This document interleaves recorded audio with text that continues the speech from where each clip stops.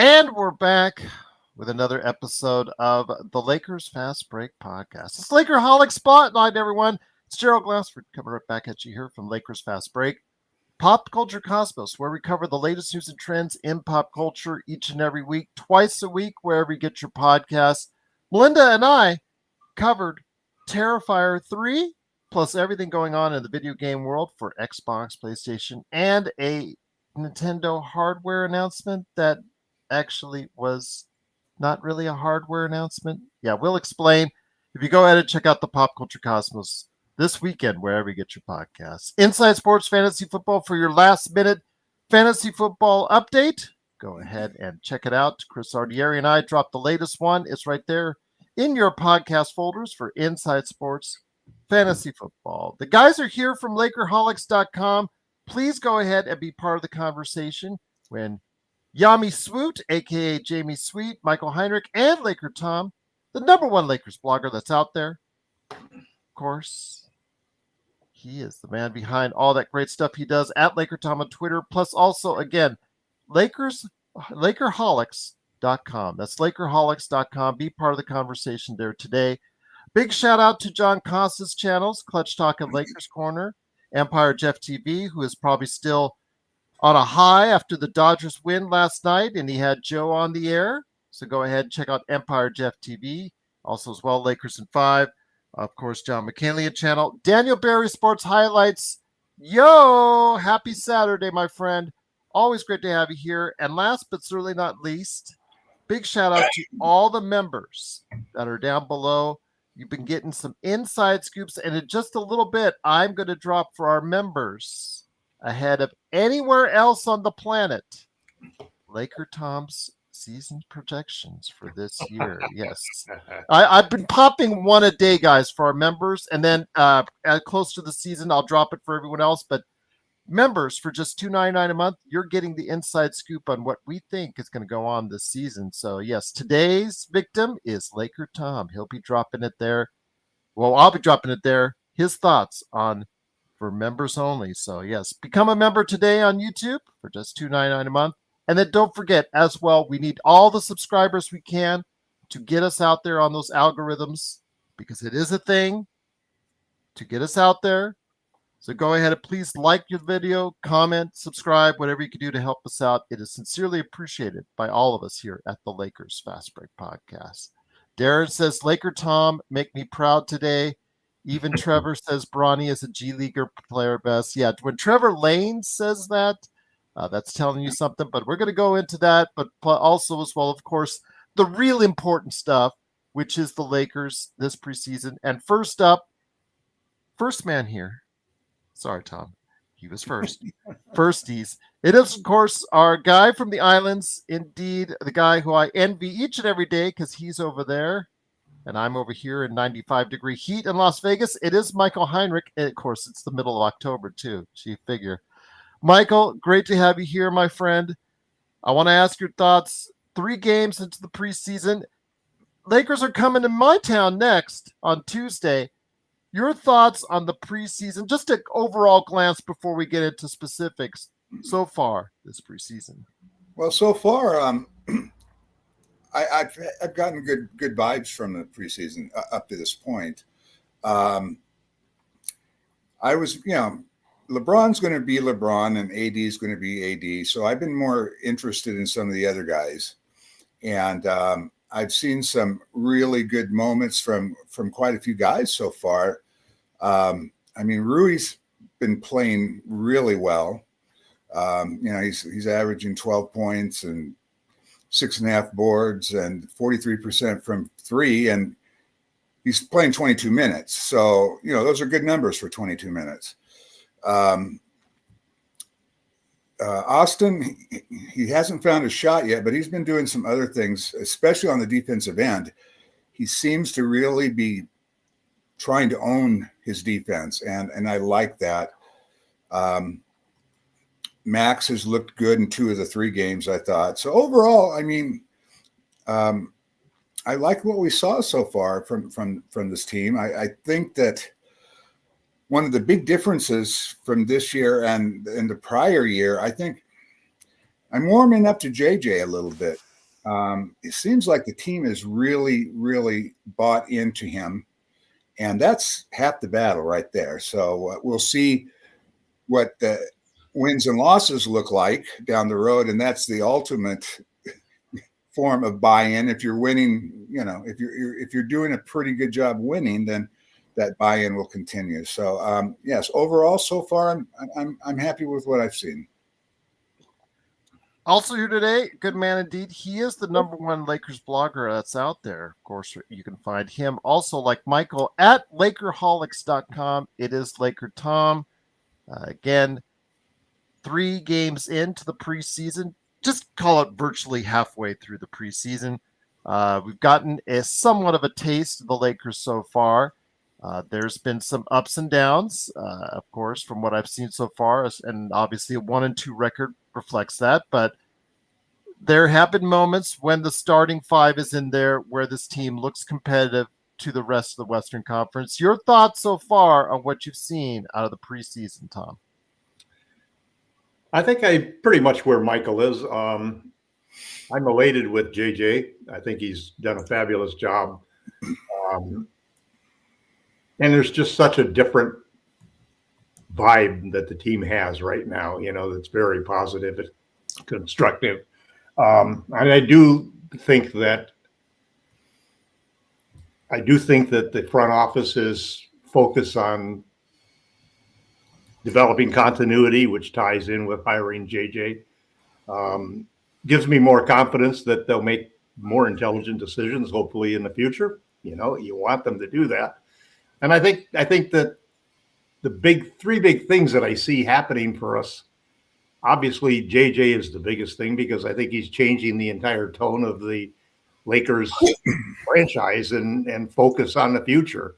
I also think that continuity is going to be a major factor. Just, we just keep turning over all of the guys that are supposedly to be the major supporters. You add a Reeves, then you add somebody else that can fit in that mold, and you start to build. But we're still looking at a situation where we really only got 3 guys that were sure keepers, and the others were basically we're willing to trade them if we can get the right situation. Primarily because most of the rest of the players are one-way players, and we really need 2-way players. I like what we're doing on offense by focusing on threes, and I love what we're doing on defense by switching 1 to 4. I've always felt that switching everything was a better compatible strategy to use defensively when you were having your centers in drop coverage, because now guys, we aren't seeing guys kill us in the middle like we've usually done, where a ball handler gets somebody on his hip and puts them in jail and gets an easy floater or easy little jump shot. So I think that's improved. I'm disappointed though and I guess I'm happy that we're showing more of the starters than we did last year, because last year it felt like we didn't even make an effort to try to win in preseason. This year it looks like we're trying to win, but I'm still discouraging that we aren't winning, and we aren't winning even when we're playing our best 5. We're holding our own, but the Bucks and the Suns are good teams. They're teams that are both expected to be teams that are going to, make the top 6 in their conference. And I still believe the Lakers are going to make the top 6 in the conference, and I still think they have a fighter's chance at a championship if LeBron and AD can stay healthy and if some of the other things can happen. I do think they need to make a smart trade, and I'm very worried about them not doing a smart trade. Right now, I think when I look at the center situation, I like that Hayes is improving. His defense looked a little better this year. He blocked a couple of shots. He hardly ever blocked a shot last year, So, and I like that we're playing him along with AD. AD is not shooting the 3 as well as I'd like to see him shoot the 3, but I hope he doesn't. Tom, he never will. He's a career 28% shooter. Well, listen, there's a whole bunch of guys who are a career 30% shooters who could go one way or the other. And And part of the problem is when this shot is in your mental facilities, not part of your game, not a shot that the coach wants you to take, that makes it a tough situation, and I understood that completely because my game always as a basketball player was to go inside. Well, you told me your game was to always shoot, and then, by the way, shoot. Well, That's what I was told. I always want to shoot, but I always like shooting closer to the basket than further out. Well, that's what I want to say is because I've been saying this all along because Darvin Ham had this illusion, guys. But here's what happens when you have the ability to score, when you have such a great ability to score inside, like LeBron does, like AD does, your tendency is that when it comes down to a clutch situation and you need a basket, you know where you want to go. Your first shot is not Steph Curry is going to shoot a three. But why would you waste opportunities? Davis is not, Well, but respectfully, I ask you, Tom, why would you, and Michael as well, please interject. Why would you waste opportunities? Because I believe it's wasting. I said this last year with Darvin Ham, said the same exact thing, how he wanted AD to shoot more threes. Why do you waste the opportunity for a guy 11 years in the league who has never really been a three-point shooter? Well, let me finish. By not giving him more opportunities at the basket where he is much more efficient, if I may say so. I've been saying this for 2 years. I've been right last year, and I'll be right again because he just is not good from the outside, guys. Can I say one thing about the three-point shot? Everybody's saying, well, yeah, JJ wants to increase the numbers of threes, but he said in an interview, I mean, he made the sarcastic remark that he'd be fine with 50 a game. That was not in the interview. He's saying he wants to bump it up to 35 or 36. In reality, he was which is reasonable. That's a reasonable bump. 40 plus. That's not this team. I mean, you have to also understand we get a lot of 3 points plays because of our inside game. So we were either first or second in free throws last year. That's huge. I mean, the modern game is at the rim, free throws and threes. We were really, really good at 2 of the 3 last year, not really good at the third, but I'm kind of with you. I want, I'm going to give AD a little bit of time to work it out, but at some point, if he's still shooting 28%, he's, I don't want to see him continue to shoot a lot of threes. I mean, it's going to be coming down to, are we going to see him making them at some point? I mean, and the preseason's fine for that. Let him shoot as many as he wants in the preseason. But I don't have a lot of confidence in him becoming any more than, I mean, he could bump it up over 20. He could get to 31%, but that's still not good enough. He did 33 1 year, Michael, and then that's it. That's the highest he's ever been. Yeah. So, except for the 2020 playoffs. That's just that one moment in time. The one they can have a good run. Let me answer the question, because you're beating around with the obvious things that if he can't make threes, don't shoot them. But you're missing the whole point of why JJ Redick and why the modern game wants to shoot threes. You have to at least shoot enough threes so that you can make a reasonable amount, or you will have a huge deficit in the 3-point shooting differential. And the modern game is based upon a totally different concept than the old school game. The old school game is based upon the idea that if you kill them on the boards, if you kill them in the paint, if you score points in the paint and you dominate in there and you get free throws and so forth, then you're going to open up things for people to shoot from outside. Well, that doesn't happen. All of a sudden now in the modern game, you have to have threes. You can't be 29th and 30th in 3-point mades and 3-point attempts, because you will lose 10 to 15 points per game in a differential. And you will be struggling. Let me finish. You'll always be struggling. The game has changed. It's now you shoot from outside to create spacing so you can attack the rim. So let's have Jackson Hayes shoot 5 or 10 a game. You have to have guys that are going to make them, Tom. Because he doesn't have the ability to shoot 30%. AD hasn't proven he does either. I mean, that's the point. But you can't have, okay, here's the point. You can't have two guys on the court who can't shoot threes. I know we have one guy on the court that can't shoot threes. That's AD. Everybody else can shoot threes. Right now we have 5 guys on the court who are going to shoot threes, except for Hayes when he's in. He's the only guy in the team that won't shoot threes. Well, I'm hoping that AD, I'm hoping that he can all of a sudden become a 3-point shooter. Maybe he will. Maybe he'll get it. But we're going to end up trading for a center who shoots 30% from 3. You watch.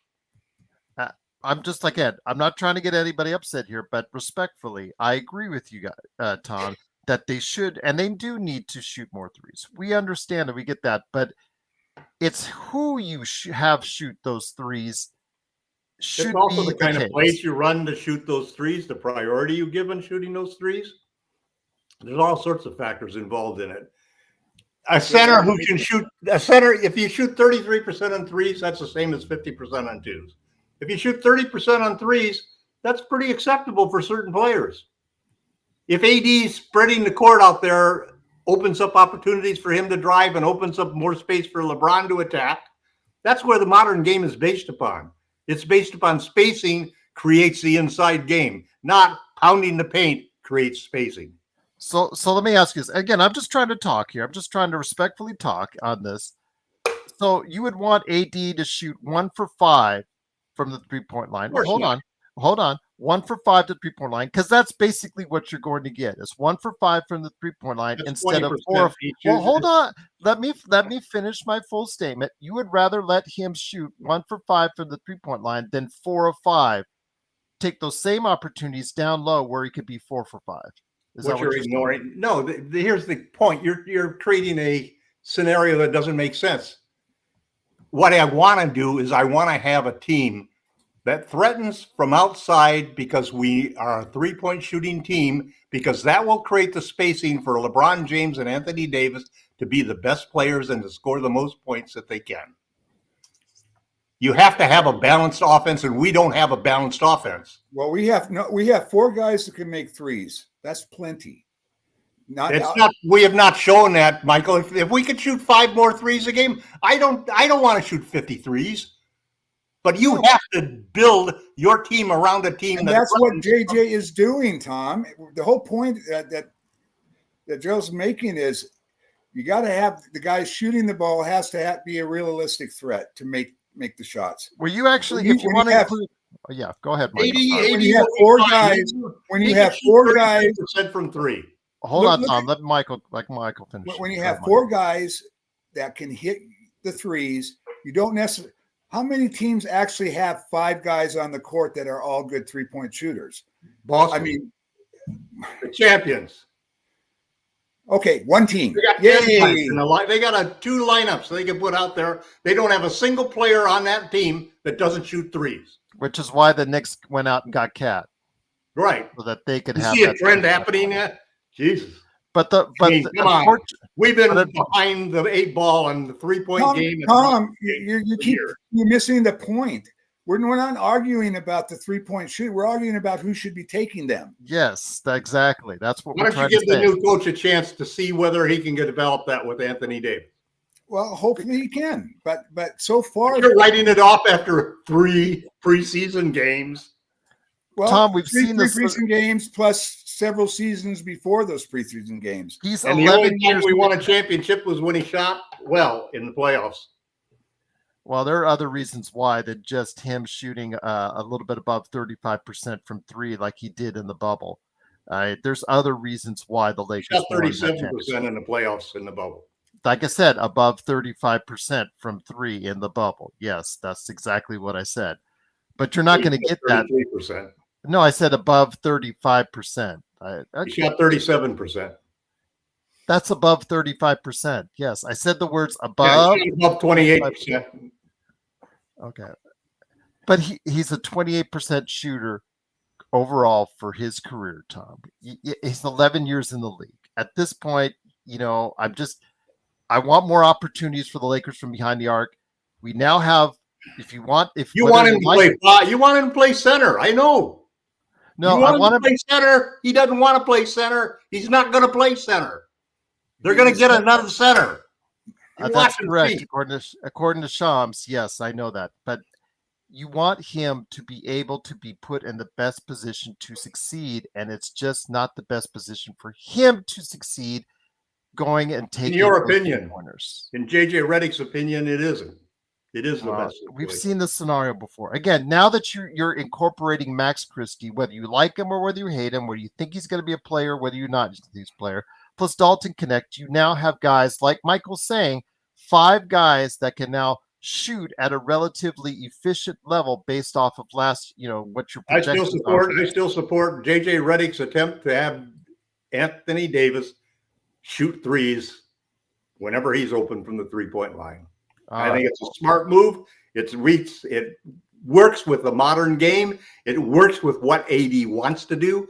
It makes him a better and more dangerous and versatile player. It optimizes his upside, and it's going to happen. Now, maybe it'll fail. Maybe it'll succeed. But after 3 preseason games, to hear you guys sit here and say that he shouldn't take any threes, that JJ Redick is wrong, give him a break and let us see how it pans out over the season. Didn't I say that? I believe I said that. It's Tom, Michael. No worries. Again, relax, Tom. We're just trying to have a conversation. Michael, it's you, Gerald. You constantly, you're almost like the guy who never wanted to vote for AD for Defensive Player of the Year. Actually, I voted for him last year as my Defensive Player of the Year, but that's neither here nor there. But again, I'm just trying to have a respectful conversation. I can feel differently than you do. I think it's a more efficient game if the Lakers go ahead and have other individuals shoot the threes. That's my opinion, and I'm sticking to it. It proved out last year. It's proved out for over a course of an 11-year career for AD. It is more efficient for him to shoot. Why do you think the coaches? How come JJ Redick doesn't agree with you? Because again, he's just following the trend and having anyone shoot threes because he wants more threes because he's looking at the straight analytics. But I would again, in the same amount of guys who shoot threes get better at it usually. Well, if you don't shoot threes, you never get better. You find every single player who was a center on the Lakers, what did they do off season, do you think? They shot threes. I think that JJ is going to analyze this. He's going to watch. He's going to see. And if it comes to a point where AD is knocking him down, great. If it comes to a point where he goes over 30. Same old. He'd probably be afraid to shoot him. So I mean, he's attempted 1,145 threes in his career, Tom, and he's 29. I said 28, but 29.7%. It's almost 30%, Gerald. The difference between a 30% and a 33% 3-point shooter. No, he's not a guy, if he's going to be shooting 30%, that you're going to take 10 threes a game. But there probably are 2 or 3 spots in the game where he's got an open 3 or an open corner 3, and he probably should take that. Well, and I have no problem. I have no problem with him taking an occasional 3 if it's wide open. I don't have a problem with that. Yeah, it's just volume. What's his volume? Like the volume guys are going to be LeBron and D'Lo. Those are the guys you want shooting 10 threes a game. Yeah. So anyway, go ahead, Michael. Other parts of the Lakers that have actually, again, Max Christie is obviously someone that a lot of people are keeping an eye on. Mixed results for me so far, but the other day when he started the game, really good. But you had some other thoughts. Go ahead, Michael. Sorry. Yeah. Well, one thing I wanted to get back to Tom on his opening statement where he said he was disappointed with the losses. But let's face it, we lost the Suns game.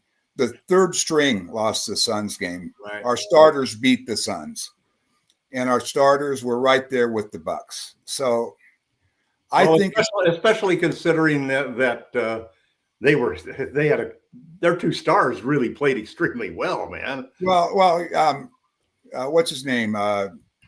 The power forward / center. Yeah, 5 for 5. I'd love to trade for him. He's good, but he's generally not quite that good. No, Yeah, I mean, he would be all NBA if he was that good. So he had a great game. No, we played them well in the first half. That's what I'm saying. Our starting five so far, and we've had a couple of really tough opponents. Those starting five, everybody doesn't realize that everybody says that they were so poor defensively last year, and they had 110 rating. Down the stretch, yeah. Down the stretch. No, for the whole year, our five starters, their whole rating as a 5-man lineup for the year was 110. A lot of that would be second in the league if the rest of the whole team could play that. Yeah, a lot of that was because Austin stepped up his game in the second half defensively. Rui did the same. They both started playing, and Rui's playing some pretty good defense in the preseason as well. Rui's looked what really. The last game he looked really impressive. It was, he plays well alongside LeBron and AD. He really does. No, and I like Connect. I like Connect a lot. Connect is a guy that once he hasn't quite found his 3-point shot. Yeah, that'll come. But what I've been impressed with is his rebounding. He has a knack for rebounds. When they tell him to come from the corner and crash the boards, he knows. Well, the thing about it is rebounding, as you probably know, Tom, you played the game. A lot of rebounding is developing and being able to anticipate where that ball's going to go. He seems to know where the ball's going to go, and that is some things guys just never learn how to do, and some guys have it instinctively. He seems to know where that ball's going to bounce once the shot's off. And I think that you just see him anticipating. I've been watching him on the boards. You just see him going to a spot and there comes the ball, and so that's, while, he's been touted as this 3-point marksman, which, like I said, I think he'll come. He's too good of a shooter not for it to come. I do too. But the rebounding is what really has stuck out to me. He plays a little bigger than you think he is, and his defense. Well, he's big though. He's not that small, I mean, and he's stocky. He's not like a skinny guy, But you guys have addressed it and addressed something I want to speak to you on. And again, as I said in the beginning, the starting five is what it is. Outside of Austin Reeves shooting, again, that's a little bit concerning. Outside of that, they're a very competitive starting five. We've seen over the course of the 3 preseason games where it falters is the fact that our depth is a serious problem. And as for a team that had one of the worst benches last year statistically in the league, is it a bigger concern as it is for me as far as the depth? Because you do need to play your players, your role players, even the guys that we don't want on the team, or many of us don't want on the team, like Cam Reddish and some others. They will get plenty of burn because of the fact you have injuries, resting, fatigue, whatever. You're going to have that. You're going to need your roster over the course of the next 82 games. And with that, some of the things I'm seeing in the preseason, some of the things that caused us concern going into training camp, and that is the fact that there is a serious problem with depth on this team, Michael and Tom. Well, for me, first of all, I've liked what I've seen from Gabe Vincent. They're easing him in really slowly. He's kind of, it looks as though he's on a minute restriction. He's been playing 10 to 12 minutes a game. But when he's been in there, even last training camp, you could probably tell he was having a nagging injury, and then they sat him after 3 or 4 games. Mm-hmm. This year, he looks like that Miami point guard. He's been hitting his threes. He's been playing really tough defense. So, I mean, he's going to play more than 10 minutes a game. He's going to be up in the 20, 22, 23, 25 point minutes a game. So I look at him and Vando as sure players in the rotation. Yeah, Vando's the other one that I think I haven't gotten any recent updates, but everybody seems to think he will be close to being ready. If he can play like the 5 games that he was healthy and played last year, it'd be great. Yeah, so I think right now, to address your concerns, Gerald, I think we're 7 deep right now. That 8, 9, and maybe 10th but I'm not sold on Jackson Hayes. I'm not sold on Jackson Hayes either, but I think he's improved. Yeah, but he's third string. He should be our third string center. Yeah, Max is looked good in 2 of the 3 games. He shot well, but we'll have to wait and see. Defensively, it's an issue because you put him in the wrong matchup, he gets exploited like he did against Dillingham in Minnesota. He looked abused, but then again, he has someone that's a larger size or comparative size to him. Max looks a lot better. So he needs the right matchup defensively. Offensively, again, like Dalton, they had that great first game, both of them. And Max hit well in that first half of the last game, but they did struggle in that second game. So you're going to get ups and downs from both of them. Well, you look at Max. Look at Max. Max did a good job on Dame. Yeah. Yep, he did a very good job on Dame. You're right, Michael. It's matchup tricky though. Here's the kind of guys that kill us, and this is where I'm hoping Gabe Vincent comes in. It's not the guards like Dame. It's not, it's guys like Curry. It's guys that perpetual motion that's cat quick like Fox. Those are the Dillingham. guys. Dillingham showed that in the Minnesota Dillingham game. was that. Yeah, Dillingham was that kind of guy. Those are the guys that really hurt us. I mean, I'm not that concerned with a guy that that's a good scorer, but he's just basically a shooter. The guys that take you off the dribble, those have been our biggest issues over the last year, and I'm hoping that's where Gabe comes in. And also too, the biggest thing for these guys off of the dribble is switching 1 to 4. I mean, AD can handle. You want to put AD in a pick and roll, he can handle. He can go out there, he can trap, he can do lots of stuff. But the other guys, if you've got a guy 1 through 4 setting a pick on you, just switch the damn thing. Anybody who's played the game understands how much easier it is to keep in front of your guy and to protect against 3-point shots if you can just switch. Now, if you've got a great center, so when that they run a pick and roll and the guy's going to roll and he's got an advantage, you got a center like AD, you can handle that. You can also you watch the games. We're not getting killed with those floaters and those mid-range jumpers that we used to get killed with. We're getting killed in transition, because we're crashing the boards like crazy. Because everybody now all of a sudden values offensive rebounds so much, and that's one of those give and go type of things that you can lose. But I think they'll find a balance. Guys, let's talk about after the 7 guys. Are there? If we're going to really run a 9-man rotation, and let's say we're looking ahead way to the playoffs at a 9-man rotation, who do we need for an 8th and 9th guy? Because it may not be Max to be the guard, and as a center, it may not be. I'm hoping that maybe Koloko can be that guy on the other side, and I don't know what to do about a defensive guard. One thing about that 9-man rotation, I am not for that. That's okay in the playoffs. You want to get long regular season for LeBron and AD.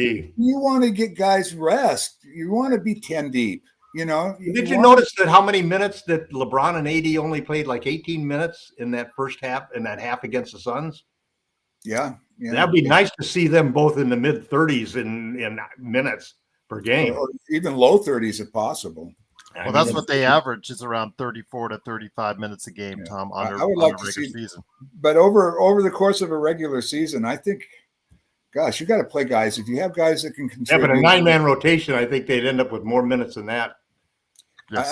I think during a long season, I think 10 or 11-man rotation if we had good enough 10 or 11th man. Yeah, I think right now we need the 8th and 9th. Right now we don't. I mean,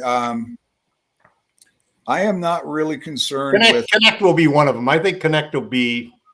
I think he can do it. It'll be his defense. It's going to be Kenny, and he doesn't have to be a great defender. He just has to be able to be a decent team defender. He has to be a decent team defender. Right. Yeah. It's kind of funny. I look back on some of the old Lakers, and I remember Derek Fisher took a lot of heat. Everybody saying, "Oh, people are blowing by." Derek Fisher was a great team defender, and if you watched him defend, guys would get by him right into help. He would direct them right into help. Yeah, they could get by him, but he'd direct them right into help. So it's like maybe one of the details we need this year, that. Yeah, guys are going to get by you. Team defense has to be on a string like that, though, where everything is interrelated. Yeah, it's where they get by you, because guys are going to get by you. It's where they get by you too that counts. Right. I did want to go ahead and mention first, great questions so far in the chat. Once again, it is the Lakers Fast Break. It is Lakerholics Spotlight. Please, if you like the banter between the guys, even the way way Tom rips at me, go ahead. He rips at Jamie the same way each and every day at Lakerholics.com. Go ahead and check out all the great articles and comments that are there and be part of the community at Lakerholics.com. There's some great comments I'm going to go ahead and touch on. First off, I think I already know the answer to this. Parade on Figueroa asks if Tom still thinks JJ is the next Pat Riley. So yeah, I do. I think I already knew the answer. A lot of people are starting to think that same thing. But let's go into that. I will touch on Olivari and number 9 here in a little bit. I know he who shall not be named, but I'll name him anyways later on in the show. Well, we will touch on those issues, guys. But JJ Redick so far, again, more motion offense. I've seen a lot more motion, less isolation, pick and roll, things I'd like to see, things I've talked about so much on this show in recent years about how that ball needs to move and needs to move constantly in the offensive sets. They need to utilize the pick and rolls. These are things I am seeing on the offensive end. So defensively, I have some issues with JJ so far, but offensively, I cannot argue with that the starting lineup is in, guys. They've been very efficient and they've been very productive. And that's all you can ask out of a starting 5 right now, guys. And they're using AD as a playmaker now too. Yeah, I mean he's getting three plus 4 assists in limited minutes. And he's showing off his passing chops. Some of those passes he's made were just sensational passes. So yeah, I mean that's one of the things I've noticed the most about this offense is they're running a lot through him now, which I think I've wanted just for a long time as well, because the biggest problem we've had was with up until now is we ran the LeBron offense, give LeBron the ball and get out of the way, and that's the same thing we did with AD, give him the ball on the wing and get out of the way.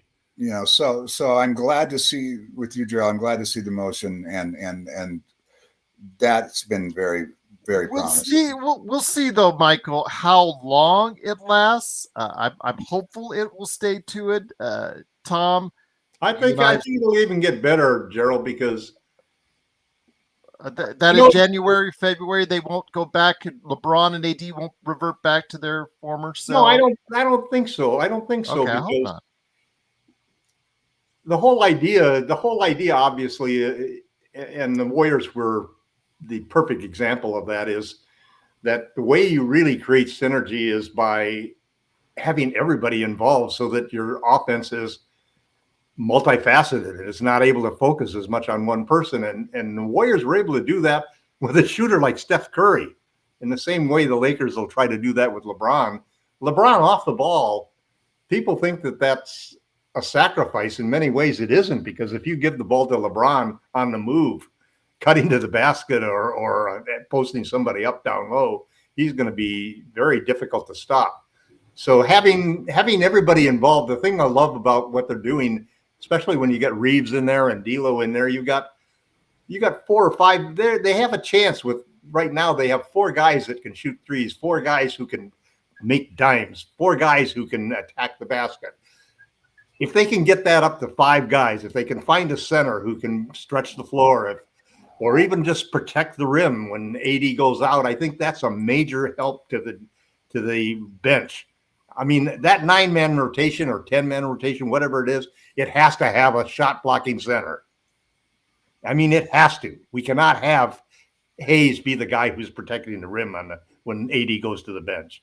That won't work. And we need height and size to put with AD on the floor.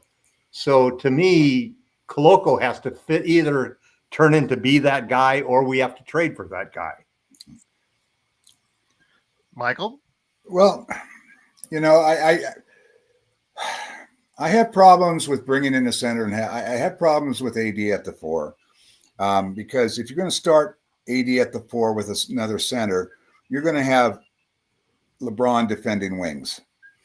And I don't like that idea of LeBron at 40 years old defending the wing. But it's switch everything 1 to 4. Yeah, but you still have to. Right now at the 4, he sits back and he diagnoses what's going on, and that's where you see all the steals, all the jumping, the pass lanes, and all that kind of stuff. You're not going to get that from him if he's out on the wing. Now you talk about playing size with AD. That could be Christian Wood if he finds his shot again. The guy's a good rebounder, and he was a reasonably he had great numbers playing with AD. He was reasonably good defensively playing with AD, and he can play the 4. I think it's more important to pair a 4 with AD than it is another center. It matters whether you pair him with another center or with a stretch player. I think that he can play. I think having 2 bigs is really the answer. Yeah. Even if you could pair him with somebody who fit the Dwight Howard mold, and that would be successful. And you can pair him with somebody who fit the. I also agree that though there has to be a better option at the second team level at center. Yeah. Well, we need a defensive option there more than an offensive option. I don't think they're going to do anything. I don't think they're going to do anything about it until they see what they have with Koloko. So you don't think all of this news about that Shams has made about the Lakers possibly even making a trade before the start? No, I don't believe it. I don't think so. I don't think so.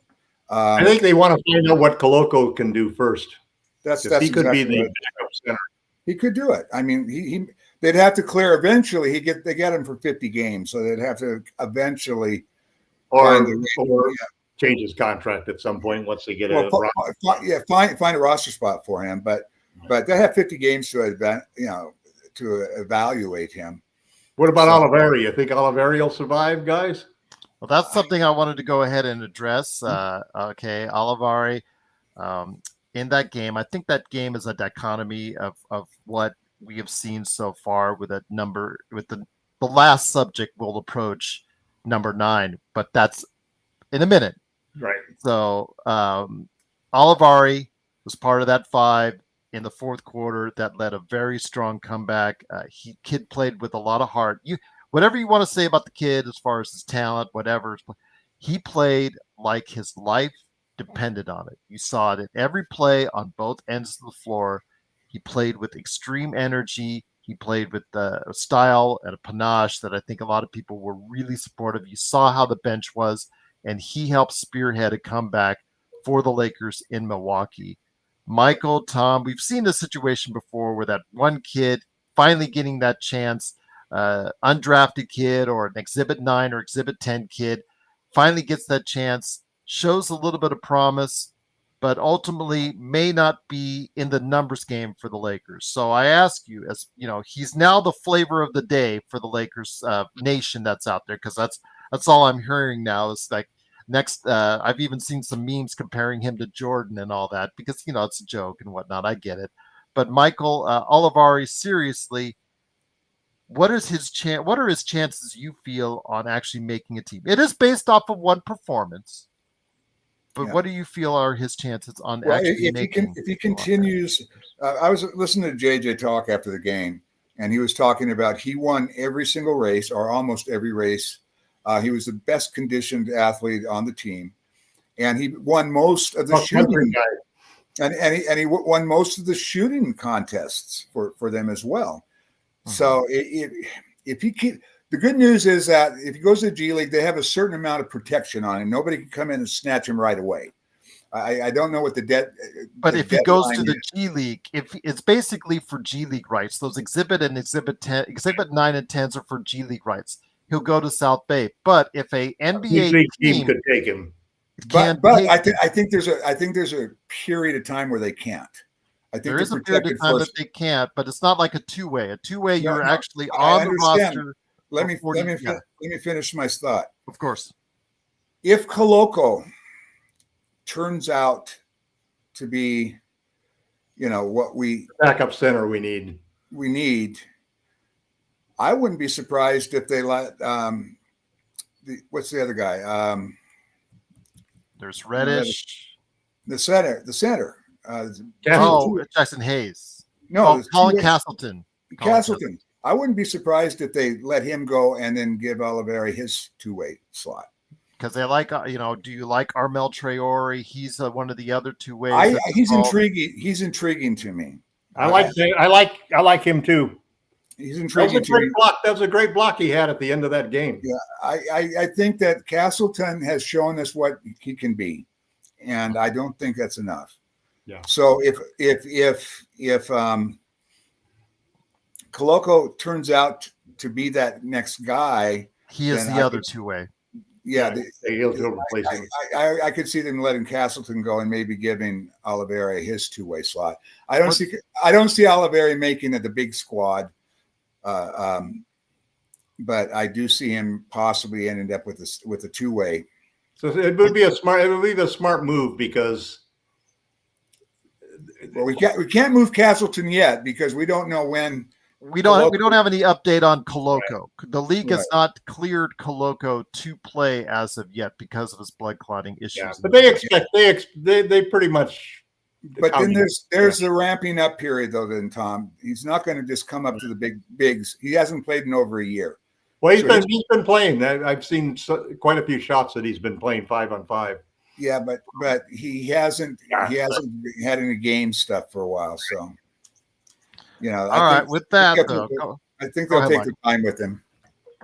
So with that, always comes the most entertaining part of the week here, the part that Joe Soro hates the most, but will still rant on for 30 minutes anyways, and that is number 9, Bronny James. I know that he has been deemed the individual he who shall not be named, but I will name him anyways. And again, despite a lot of people's misgivings, despite even my own misgivings, he is still the center of the media world for the Los Angeles Lakers. In fact, there are articles, even when he scores 0 points, there are articles. How much did Bronny score today? Check this out. Like USA Today. USA Today, whatever you think about, them as a publication, they are still a worldwide, well-known publication, yet they run articles on how Bronny James does every day. ESPN talks about Bronny James on an everyday basis. He's still at the center of pretty much everything going on within the media scope. And while it's a warm and fuzzy thing, him playing 2 minutes in the first game with his dad and all that, to get that out of the way, there's a reality setting in for everybody else out there. The defenders are still out there for Bronny, and I still can't understand why. Guys, I'm going to be honest, as I have been all week, as I have been all summer, as I have been all, just ever since he was drafted, even before he was drafted, I said this. He is not an NBA player at this time, and I don't believe he will ever be a competent NBA player based off of what I saw. LakerTom, I'll bring it over to you. This has been a tragic mistake for the Lakers because, again, you're taking up a roster spot for this individual where they're like an Olivari. Everybody now is just like, Olivari. Well, there may be a numbers game for him simply because of what's gone on with Bronny James, Tom. Well, it wasn't missed by many people that who he replaced, who Quincy replaced was Bronny when he went into the game. Yeah, it wasn't an accident. But that's what we've been seeing all along, Tom. Yeah. This preseason, every time he's in there, outside the time when he was in with his dad, the team has gotten significantly worse on the scoreboard. He goes out. Well, where we are is where we are. I feel bad for Bronny. He's obviously feeling a lot of pressure, and that pressure is probably making it even more difficult for him to be successful in his little stint. The good thing is that he's got a contract, so he'll be fine in that standpoint. I think that it's smart for them to get the two of them playing together out of the way in the first game. I think that's what the plan is. And then basically Bronny's going to spend the rest of the year in the G League. He definitely has a long way to go. And I remember that first year after I had my double cardiac arrests, and I was a guy who basically hiked 5 to 10 miles every day. And all of a sudden it was really a struggle to do stuff. So when you combine all of those things and so forth, I still believe that Bronny will end up becoming an NBA player, and he'll work out his contract, and he'll probably have a career. He's not going to be a star probably, but I think that he'll finally be an accomplished player at some point in time. But it's going to take him, he's one of those guys that's 2 years away from 2 years away. He probably shouldn't have got the contract he got, and the Lakers basically are doing this for LeBron, and I just hope it works out okay for the father and son. All of my trepidation at the beginning was thinking that this was just putting tremendous amount of pressure on a young man that I thought, even though he's shown that he can handle this kind of pressure, it's becoming obvious that he can't.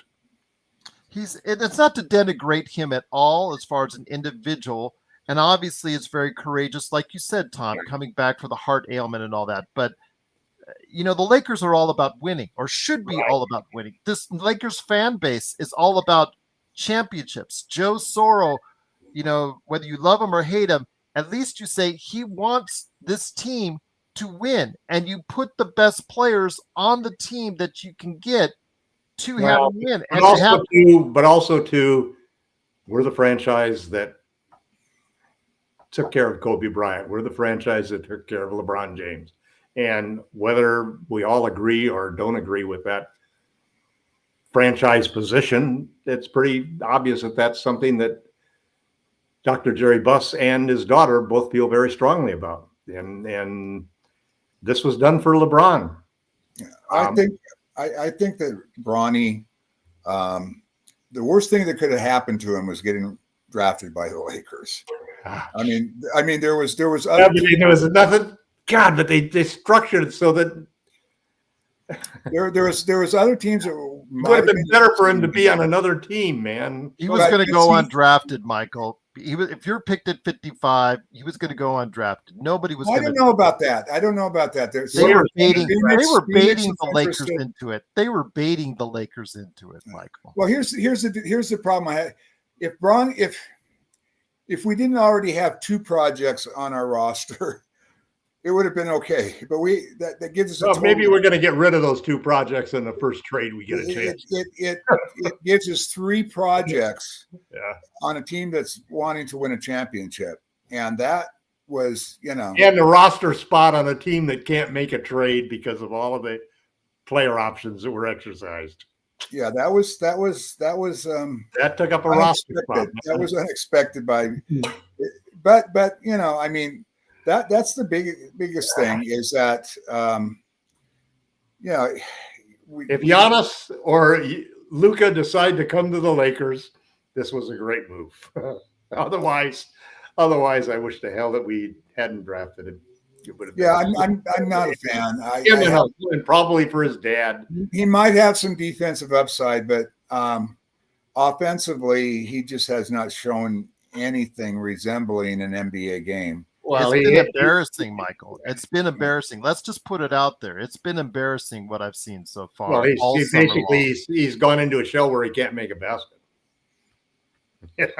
Has he scored yet? Yeah, he scored a few times, but he was not even a good shooter.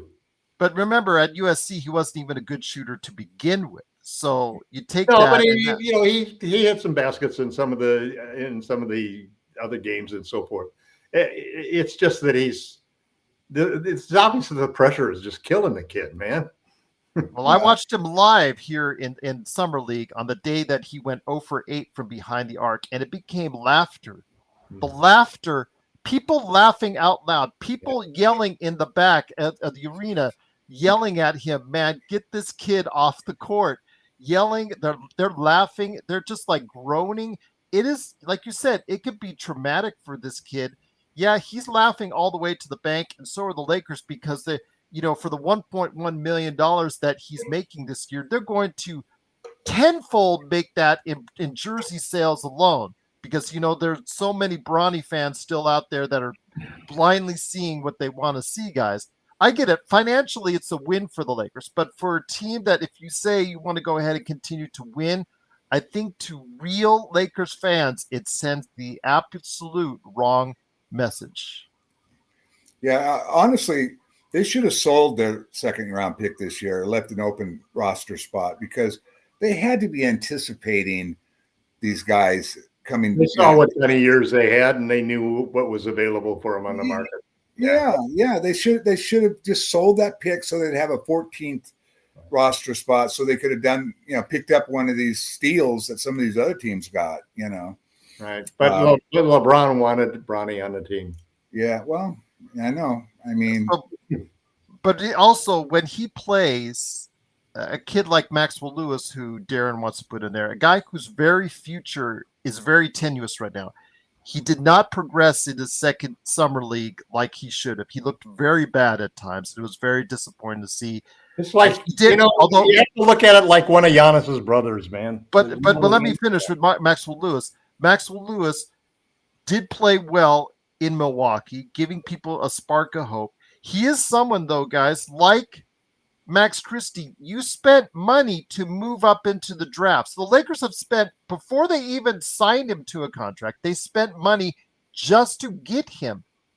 And now it's to the point where he is so far back in the doghouse, guys, that it plus seeing Bronny play ahead of him, it's very disconcerting if you were Maxwell Lewis right now. Yeah. Maxwell Lewis, I think the thing about Maxwell Lewis is that he looks like he should be really good. I mean, he has the athleticism, he has the length, and he was a really good college shooter. But here's the deal. Some guys don't have the mental wherewithal to be good pros.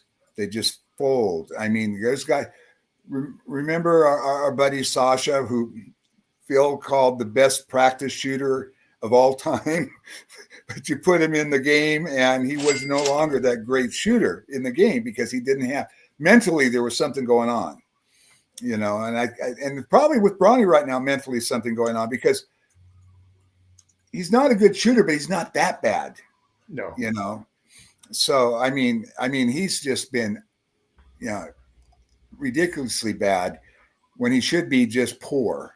So there's a lot of mental strain going on there. So Maxwell Lewis is a guy that I had a lot higher hopes for, because I'd seen some, I always check out some video on any of the guys that we pick.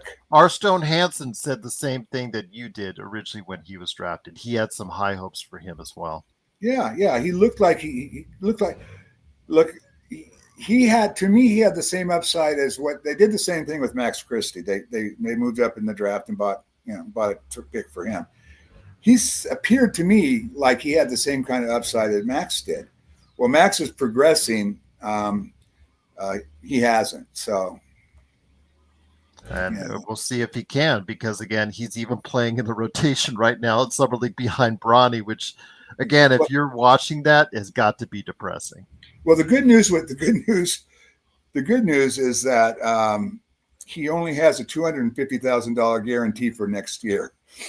So if they want to get rid of him, they'll be able to get rid of him cheap.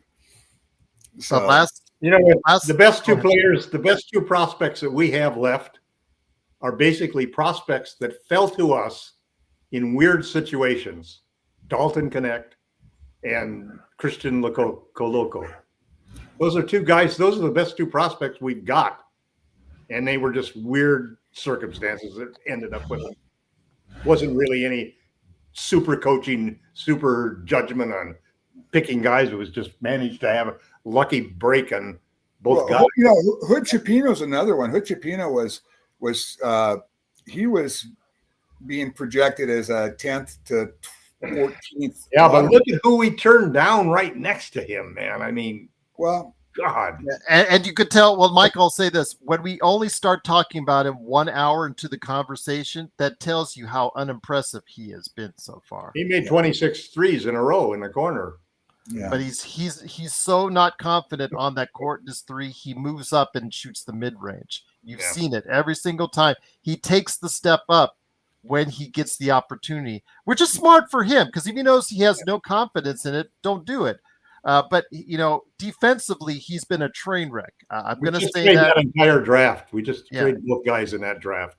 He's a little bit of a playmaker, but defensively, he's been a train wreck, and it's been very disappointing from there. But that leads me into my last question. You remember the salary cap aside, because you know how close we are to that second apron, guys. To keep Quincy, and thank you again, Darren, for the super chat. To keep Quincy Olivari. Again, nobody was talking Olivari at the beginning of the week, but now certainly we are. That's for sure. To keep Quincy, who should we cut? I think Michael solved it already. Michael, go ahead with you, my friend. Well, I think Castleton. I think Castleton, and give Quincy this a two-way that protects him for the year, and then we can sign him. We'll have roster spots next year. If he continues to perform the way he has, it's really tricky. See, if we can't really cut anybody, because we cut somebody that their salary still goes against the salary cap, and we bring in another player into that slot. Unless it's the two-way, or we got to trade. You got to trade somebody. We got to be able to trade somebody and not bring anybody back. Yeah, and even those avenues has been tough. I mean, it cost a couple of seconds. Denver they wanted to move Reddy Jackson to get under, right? Yep. Took them 3 second rounders to move Reggie Jackson. Convenient that we have 2 second rounders in next year's draft. The thing about it is that, and that's been another one of the problems that may, as the season progresses, may ease a little bit. But the few teams that aren't going in, that already recognize they don't have a chance, are kind of holding the teams that want to improve ransom. I mean, what was it? Who got 5 first-round draft picks in a trade? Bridges, yes. 5 first-rounders for him. I mean, it's just the teams that are have said, okay, we're not going to make the play-in. We're not going anywhere. Let's just get as much as we can. And that's one of the reasons, I believe, why we weren't able to move any of our guys. That and the fact, since we're so close to the second tax apron, when we do a trade, we can still do multiple players. We cannot do it dollar. We have to do it dollar for dollar or under. We cannot go $1 over. If player on the Sixers was $1 more expensive than the player on the Lakers, we couldn't do the trade to get people. Well, we've got $45,000 to play with. Oh wow! Yeah. Tom, Darren, answer Darren's question for me if you can. If you to keep. Well, I think what's really going to determine it is I think that the one thing that Quincy did is he's going to get some more shots. And who do we play in the next 3 games? We're going to see a lot more of him. The Warriors twice and the Suns. Yeah, we're going to see him a lot more. We're going to see a lot of him, and we're going to see whether his defense will hold up, whether his shooting holds up. And that's been impressive, too. I mean, it's full court pressure. Yep. The only other guy we have on the team that can really do that is Gabe. Yep. So that's valuable. And here's the thing. There is a need for a third point guard, because we know that probably JHS is going to get traded. That's going to happen, man. So, well, we don't know that, but yeah, we know if a trade happens, he will be in it. He's the first piece that gets added to every single trade. He's a very limited player, right. And basically, if you watch that 11 minutes, Quincy was a point guard. He took care of the ball coming down. He made a nice dribble drive on he's a combo guard. He's a combo guard. He's a combo guard. He's not a really true point guard, but he can serve for a third point guard, in our roster. And his size is a point guard size. He's 6'3", you know. Yeah. He's exactly Bronny's size, you know. It's so No, frustrating. Bronny's 6'1". Maybe, Yeah. but we'll see. So, Again, I do think, again, we need a couple of breaks. We need a couple of breaks like Koloko and like, you know, like Quincy. That could really help us out, you know. We need it, you know. He's exactly the kind of guy. He shot 38. He's a 39% career 3-point shooter, 5 years in college. Yeah. So he's a little older. He's a little more mature. And well, like I said before, I mean, he's kind of like a Austin Reeves kind of thing. Yeah.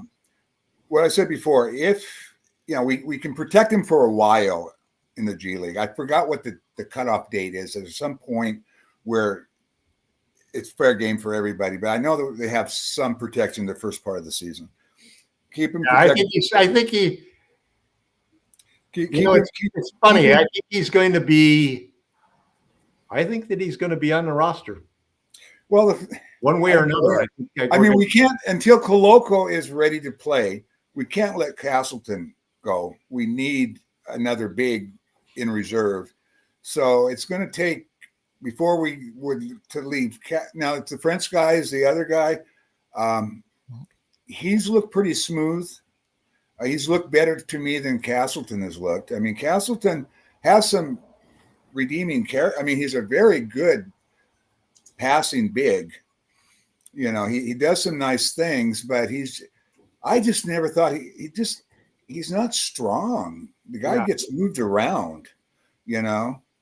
And you know, for as big as he is, you would think he you either got to be a bouncer, you either got to be super leaper or got some really strong, you know. And you just hope that some way we could channel getting his brother, who is one of the top prospects in next year's draft, on to our team. I know that it won't happen, but yeah. Because his brother is top 10 prospect. You know, when you look at all of the way that Giannis's brothers have made rosters on the NBA, you know, Bronny's not the end of the world. My biggest concern about it is we signed one of the brothers for a year because that was the free agent year that Giannis was coming up on. We decided, okay, we're going to sign his brother and see if his brother can get him to come to the Lakers. Yeah, that didn't work out so well. Yes. I know that's what I've been getting on this show all week as well. What about the net? You know, that's the argument with Bronny. What about Thanasis? Well, Thanasis was 6'8", so right there he had a unique advantage over. Maybe a unique advantage, but he didn't contribute anything really. No, he didn't contribute at all. And I don't even think he's an NBA player, but I think he's closer to an NBA player than what we've seen from Bronny so far. I feel bad for the kid in a way. I've been hard on him. It is tough. If you're a 6'2" guard in the NBA, you better just to survive, you have to really be special. Yeah. And Bronny's going to have to. Oh, yeah. Bronny's chance of being special. A guy like Avery Bradley, who could knock down the shot, he could get to the rim, but he was a bulldog on defense. Even though he was 6'1", the guy was incredibly, gifted defender. That would be Bronny's farthest upside. If you but this is what he wanted. I can't feel too bad because this is what he wanted. This is what he and Clutch wanted. They wanted him to be drafted in the second round. They were threatening all the other teams that if he doesn't get drafted, he was going to do something else, whatever. This is what he wanted. This is exactly the scenario he wanted. So, okay, we gave you, Bronny, exactly everything you wanted. Sometimes we don't really want. The only silver lining coming up is once they start the G League practices, he's going to be down in G League. He's going to be playing in the practice facility. Well, that is moment with his dad on TV in front of 1,000 people, right? And he's going to be. Then he has to just go down and go to work. And he just has to go down and go to work. He's not going to have people watching his every move anymore. Well, he'll have to be on the bench, though, Michael, more often than you guys think, because of the fact that the two-way players can only be on the bench for so many games. So since he I has don't expect him to be on the bench for many games. well, he still remember he has well, he's going to be on the bench, not play. He's going to be on the bench for quite a few. Hold on, because he has a guaranteed contract, so you could see him just sitting on the bench, whatnot. He'll be there. Is there a limit on how much G League we can send him to? 40. No, he's good because he's on a contract. He's on a full-fledged contract. You can send somebody down to G League as much as you want. It's the two-way players. We win a lot of games. If we win a lot of games, Bronny will get a lot of garbage. He's going to be on the bench a few games early in the season until the G League kicks in. Right. And then once G League kicks in, we won't see Bronny again unless half the roster gets hurt. Pattern it like JHS and Maxwell Lewis last year, where they were on the bench quite a few games. They didn't play, but they were on the bench quite a few games because they had guaranteed contracts, but they played. Right. But if the G League was playing the same night, games, yeah. But then obviously they went to the other game. Yeah, but that's I know, but it's always going to create that speculation. But yes, that's what's going to probably happen simply because he has a guaranteed contract. But he'll play 15, 20, 25 games in the G League and get a better evaluation on him. Well, for the first 10 games or so, you're going to see Castleton on the bench until Coloco comes back, because we can't go into the season with just Jackson Hayes, because I mean, he got better as the year goes by, but he used to be a walking foul. So you got to have another. So we're going to see Castleton. He's going to be that 13th guy. So I don't see unless we make a trade before the center for a center. We're not going to do that. We're not going to do that. There's almost zero chance of that. Well, the only thing that strikes me is that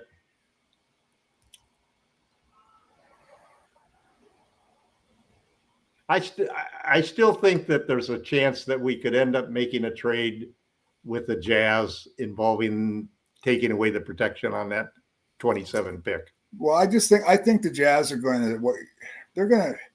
It's got to be a low volume, a low dollar. I think the Jazz may move him at some point, possibly, but it's not going to be right away. I mean, he's salivating at somebody wanting to take a chance on him. But those two draft picks of the Lakers are the 29 and 31. But if we just give him the 29 and then give him the other side, take off the protection, he won't bite on it. I would do it.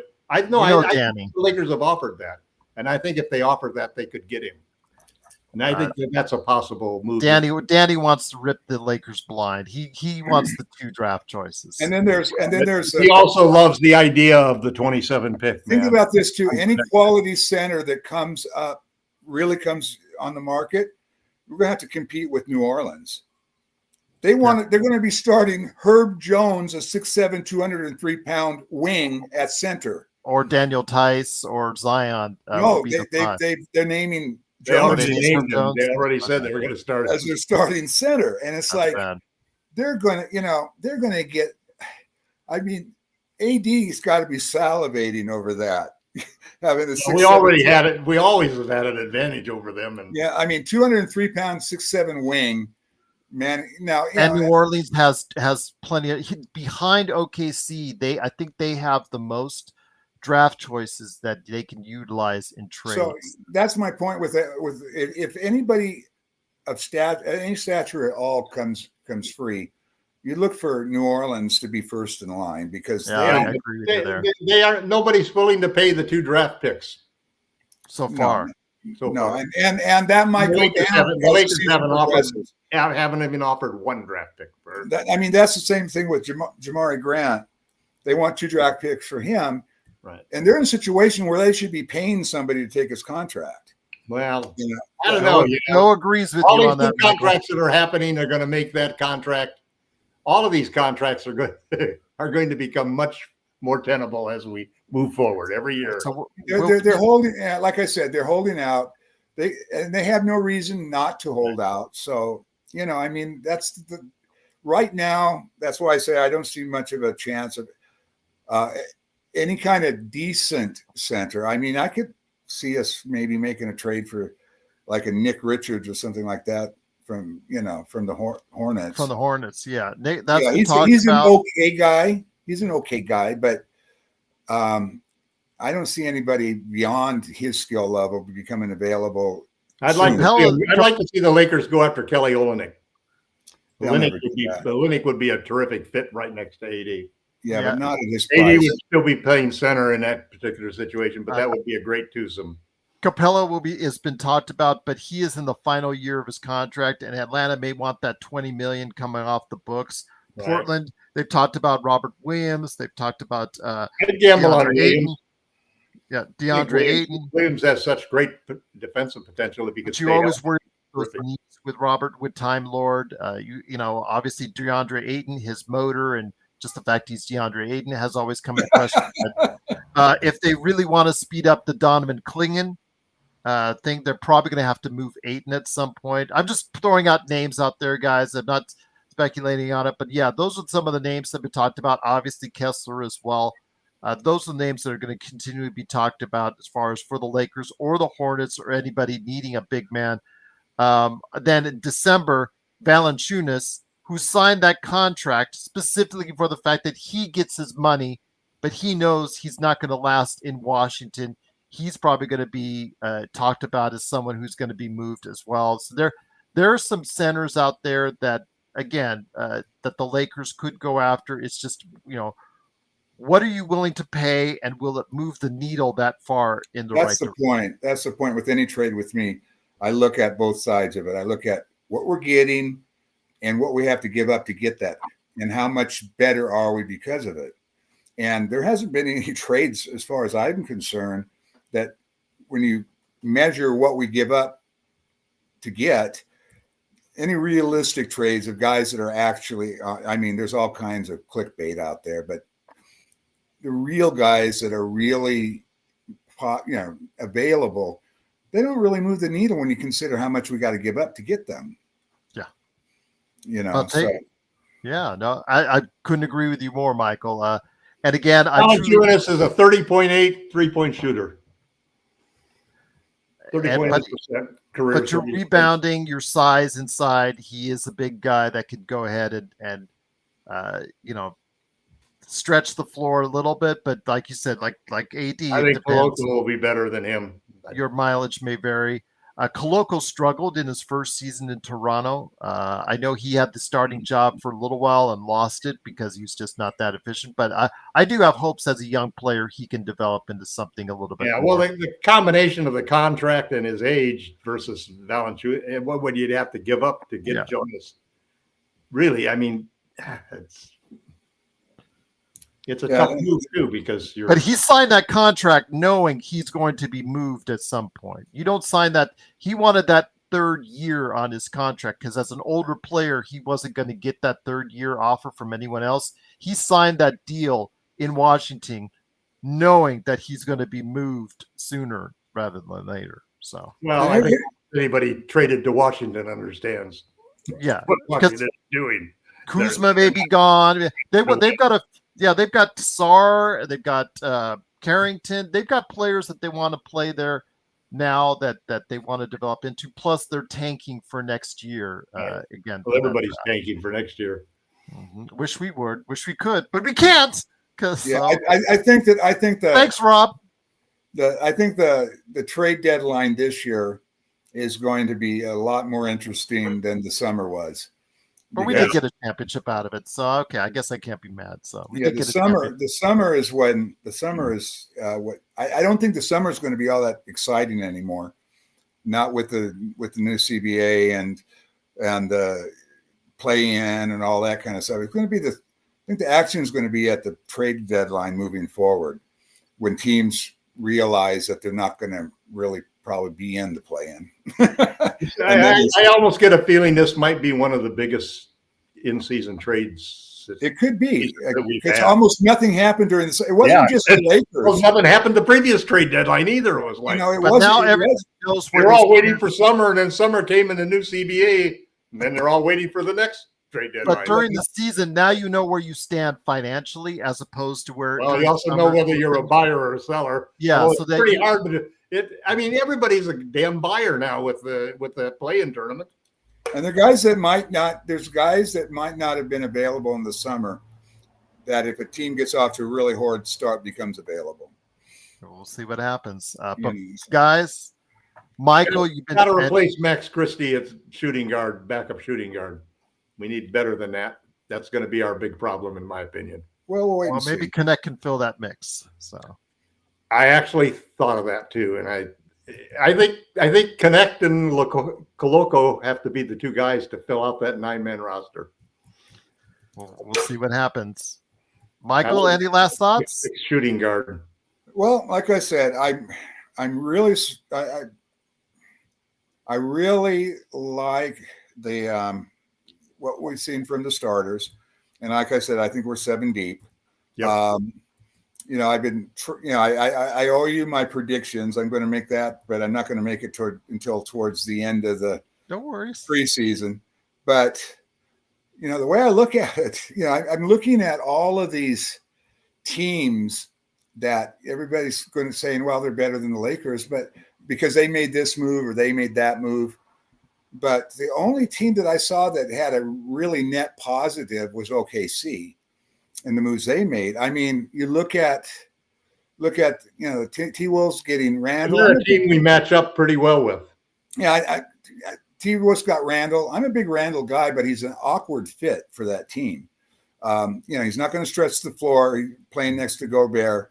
And he's a point forward. He needs the ball. And they got guys that need the ball too. So I'm, you know, Clay in Dallas, is he really going to help? He's going to bring his 18 points a game from last year to Dallas. They lose, what's his name? They moved, what's the guy's name? In Dallas? No, they moved Tim. Hardaway. Yeah, Tim Hardaway Jr. They moved him to make room. Tim had 14 points a game. So they moved him, and then they moved their best defender. Now they've got, instead of having at least a quality lockdown guy at the 3, now they've got Clay that doesn't play that kind of defense anymore. So are they better for the moves they made? I mean, I can see the Lakers. I can make an argument for the Lakers to be a 4th seed, 5th seed. I can make an argument that they'll be the 10th seed, you know, because I don't see a lot of distance between most of these teams. You know, I mean, it's injuries are going to be a huge thing. Yes. Some of these trades that people made, I mean, nobody in the West is as good as the Celtics or maybe the Knicks. You know, so it's like who, you know, I mean, DeRozan at the Kings, he's an awkward fit for the Kings. Yes. You know, I mean, he doesn't stretch the floor. He needs the ball, but the guy named De'Aaron Fox needs the ball too, you know, to be effective. So, you know, people made these moves, and I'm just not sold on some of these moves people made. It's going to make them that much better than the Lakers. So you'll have my picks once I get a better idea of, you know, I don't want just the Lakers. I look at what's going on with the other teams as well before I decide. No worries. I know L. Rob is still doing his as well. He'll be on during the course of the season on Lakerholics Spotlight. He did tell us yesterday in the chat.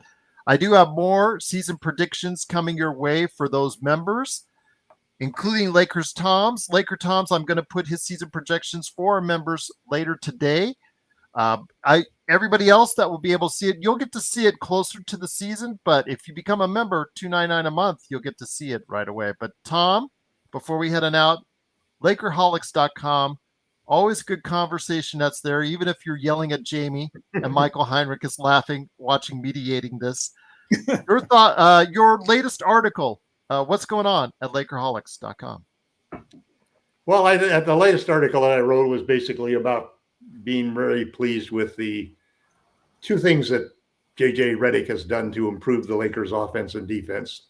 And on offense, it's basically focusing on shooting another 5 to 6 threes a game and he wants to be a top 10 offensive and defensive team. And then on a defensive side, I think it's been a terrific move to go to switching 1 through 4. I watched that. We watched that the other day of just watching the Suns game. And there were half a dozen situations where they did the switch. They switched on 1 through 4, and there was a pass down to the guy who was rolling, And every one of those situations was just a perfect coverage by Mady down in the post.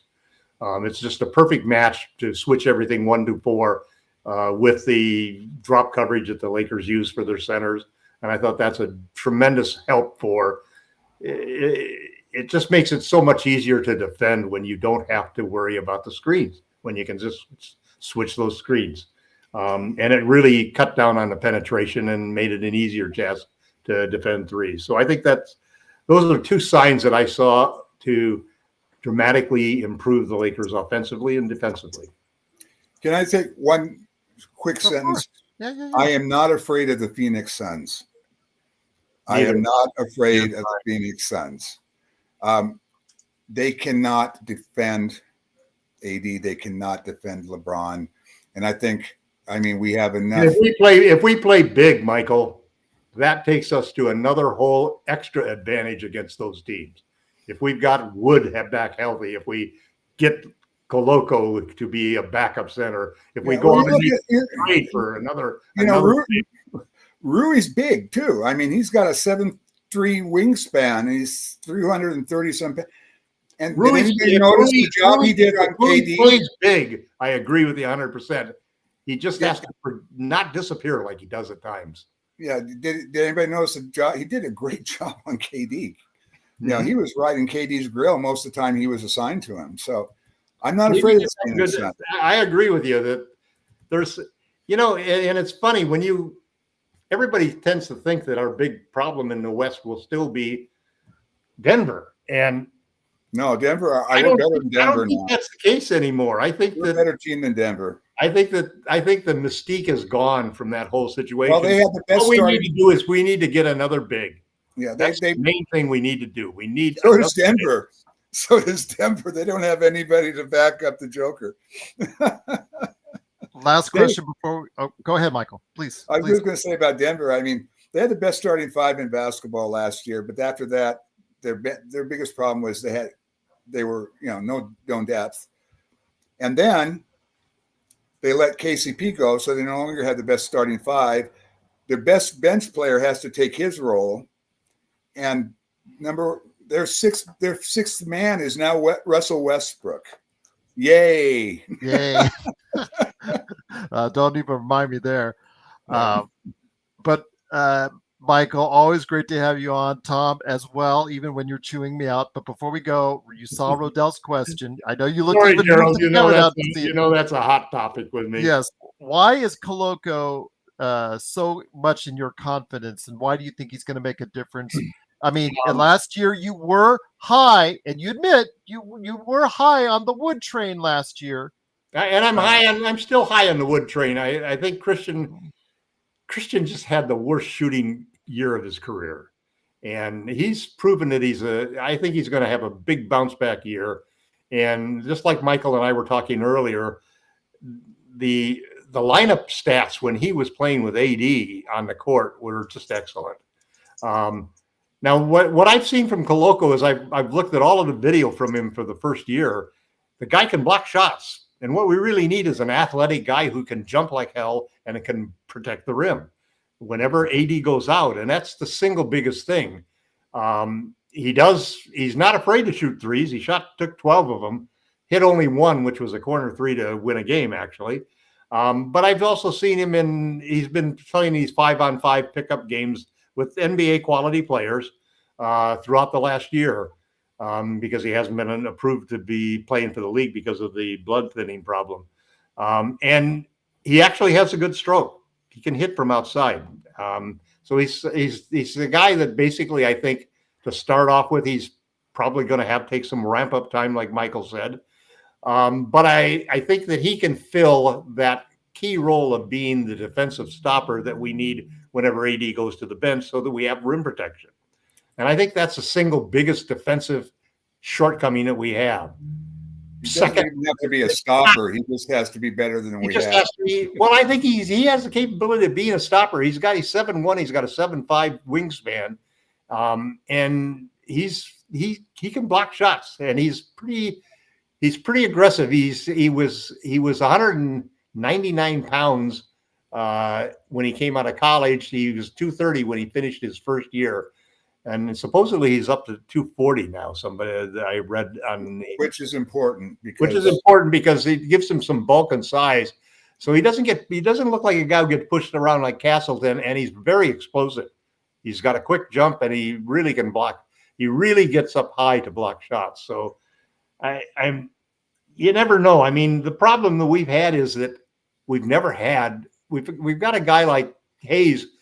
Hayes is a great guy on offense from attacking the rim, and he can run a pick and roll, and he can dunk with anybody, and he's made some great plays in that sense. But he doesn't have those instincts on the other side of the ball. He doesn't know how to block. He doesn't know how to position himself. He doesn't know how to absorb that contact. Koloko, on the other hand, is really quick to the ball. The blocks that he made are heavy blocks where he's really swatting the ball hard off of the rim and off of the backboard. And he's a very aggressive guy. So he was considered probably to be the best second-round pick in that draft 2 years ago. And then I had the blood clotting problems, and all of a sudden he couldn't play. So one thing about him that also gives me some interest in him is we beat out like 5 or 6 other teams for him. Right. I mean, there was a lot of interest in him. So you know that the scouts on these other teams are high on him as well. So including Toronto, who had him. Toronto wanted him back. Yeah. So that gives me some hope. Well, we'll find out about for him, Christian Wood, the entire Lakers team.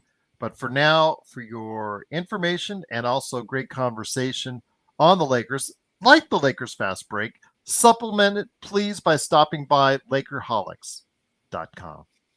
All right, guys, I got through almost unscathed. I feel like I should be patting myself on the back, but Michael, truly appreciate it in one of the most beautiful areas of the planet that you are, and I'm so envious every time I say that. Laker Tom, always great to have you here. Jamie is in New Orleans.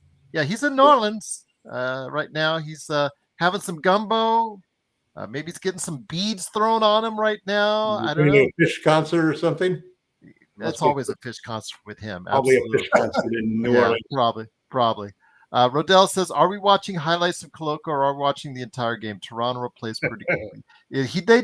They did replace them pretty quickly. Again. Did you know yesterday, though, that I had the trifecta? I had my 3 favorite pro sports teams all starting within 15 minutes of each other, and all 3 won. There you go. And I watched all 3 games in sequence. You were like Joe the other day when he had the Steelers, the Lakers, and also the Dodgers playing at exactly the same time. I had the Yankees, the Lakers, and the 49ers all playing within. He was like this, 5 and 5:15, watching all 3 TVs that he could. But yeah, that's too much. I watched the Lakers live and the 49ers on replay on Prime. I watched the Yankees live and then the Lakers replay and then the 49ers replay. And then actually yesterday I rewatched Quincy Olivari's 11 minutes, which was really enjoyable too. It's just a coincidence though, but Bronny went out. They were when Bronny got in, they were down 3. When Bronny left, they were down 15. And then the Lakers came back and won. 20 points in a row. 20 points in a row. Yep. And second time that's happened, guys. Second time that's happened when Bronny's in the game and then Bronny leaves the game. I don't think it's a coincidence. Well, Bronny obviously is a little. The thing with Quincy is let's see him move up in the rotation to where he's not playing the 3rd and 4th string guys. Yep. Let's see what he looks like against the 2nd string guys. Or maybe even the occasional starter. That's going to be more indicative of what he can do. Well, I like his energy. Yeah, and I like his. They're he's talking. He's a slotted for the 3rd point guard in my mind. But they were talking if he could shoot the hell out of the ball, he could even take Christie's spot. I don't think so, because Christie's a wing, and Quincy's not. So we'll see what happens. That's the Olivari hype train is there. We're on it right now. But again, it is Lakerholics.com. Please be part of the conversation today as Michael tries to mediate between Jamie and LakerTom all week long. And of course, all the other great members of Lakerholics.com. Guys, it's great having you on. We'll be back next week for another Lakerholics, I hope, spotlight as it gets closer to the season. Of course, Joe and I are probably going to come on Sunday night. Again, please become a member today. $2.99 a month gets you emojis. LakerTom. I got to make a Michael. When I'm allowed to get more emojis, I'm going to make a Michael Hinrich emoji. I know that. You already got a LakerTom emoji. Got badges. You also get special insight of when we're going to go on air before anyone else. And then also, of course, our season predictions. I've already dropped Stone Hansen's Legend 350s. And I believe one more off the top of my head. I forget this, but I will be dropping today after the show, LakerTom's as well. So thanks so much again for joining us. We'll be back tomorrow for more great fun, as always, as part of a great Lakers weekend and Lakerholic Spotlight right here at the Lakers Fast Break Podcast. I forgot to say aloha. Aloha. Good one. Aloha, Michael. Aloha, Aloha. Tom. And aloha, everyone else out there for the Lakers.